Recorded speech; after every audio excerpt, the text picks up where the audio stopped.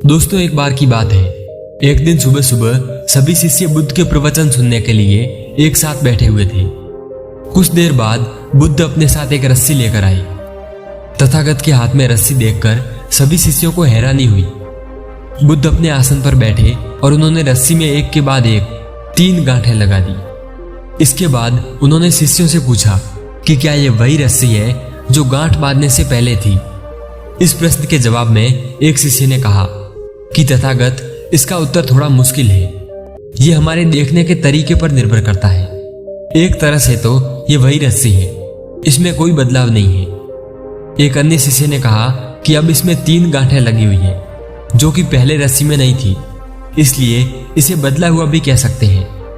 कुछ शिष्यों ने कहा कि वास्तव में मूल रूप से रस्सी वही है, लेकिन बदली हुई दिख रही है, लेकिन इसका मूल स्वरूप बदला नहीं है।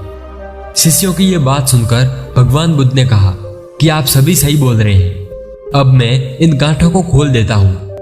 यह बोलकर बुद्ध रस्सी के दोनों सिरों को खींचने लगे। बुद्ध ने पूछा कि क्या इस प्रकार रस्सी की गांठें खुल जाएगी।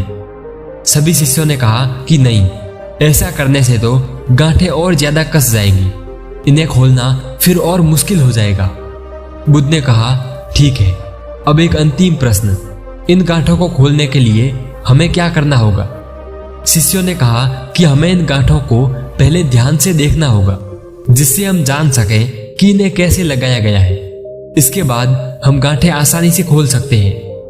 दोस्तों, गौतम बुद्ध इस जवाब से संतुष्ट हो गए और उन्होंने कहा कि यह बिल्कुल सही बात है। अपने जीवन में हम परेशानियों में फंसे रहते हैं और बिना कारण जाने ही उनका हल खोजने लगते हैं, जबकि हमें पहले समस्याओं के मूल को समझना चाहिए। जब हमें अपनी समस्याओं की वजह समझ आ जाएगी तो उन्हें सुलझाना बहुत ही आसान हो सकता है।